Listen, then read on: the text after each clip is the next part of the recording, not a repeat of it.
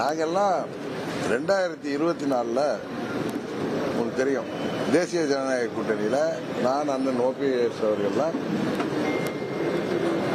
அந்த கூட்டணியில் சேர்ந்தோம். மோடி அவர்கள் 3வது முறையாக பிரதமராக வந்தால்தான் நாட்டின் வளர்ச்சிக்கும் பாதுகாப்புக்கும் நல்லது என்கிறதுல நான் அன்கண்டிஷனலாகவே சப்போர்ட் பண்ணேன். உங்களுக்கு தெரியும்,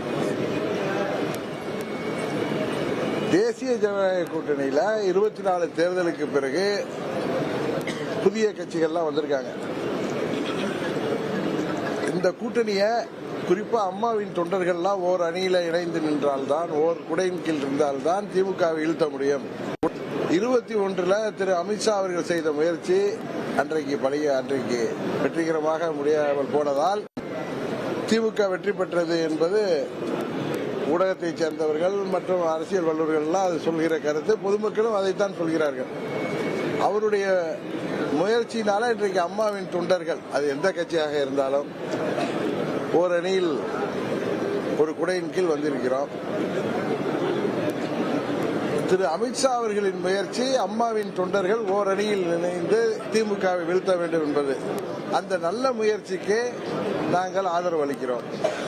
அவர் சொன்ன கருத்துக்களை எங்கள் கூட்டணி, என்டிஏ கூட்டணியின் கருத்தாக நாங்களும் அதை பிரதிபலிக்கிறோம். கூட்டணியில் இருக்காங்களா இல்லையான்னு தெரியலங்கிறாங்க. அவர்களுக்கு தெரியலன்னா அது அவங்களுடைய அறியாமை தான். அப்படி அறியாமை உள்ளவர்கள் திரு நயினார் நாகேந்திரன் அவர்களுக்கு ஏற்கனவே பதில் அளித்திருக்க, இப்பயும் அவர்கிட்ட தான் போய் அந்த கேள்வி கேட்கணும். கரெக்டு தானே? அதனால திரு அமித்ஷா அவர்களின் கருத்தை நானும் திரும்ப சொன்னேன். இதுல என்ன முரண்பாடான கருத்து கிடையாது. திரு அமித்ஷா அவர்களின் கருத்து தான் எனது கருத்து.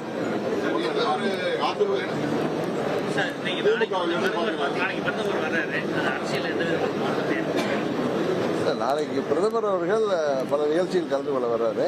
என்னை கூட அன்னைக்கு திருச்சியில கேட்டாங்க, நான் அவரை பார்க்கணும்னு அப்பாயின்மெண்ட் கேட்கலன்னு சொல்லிடலாம். அதுதான் சொல்ல முடியுமே தவிர மற்றபடி அரசியல் மாற்றங்கள்ங்கிறது நீங்க அவர் வந்துட்டு போனதுக்கு அப்புறம் தான் சொல்ல முடியும். உடனுக்குடன் செய்திகளை தெரிந்து கொள்ள சன் நியூஸ் பெல் ஐகானை கிளிக் பண்ணுங்க.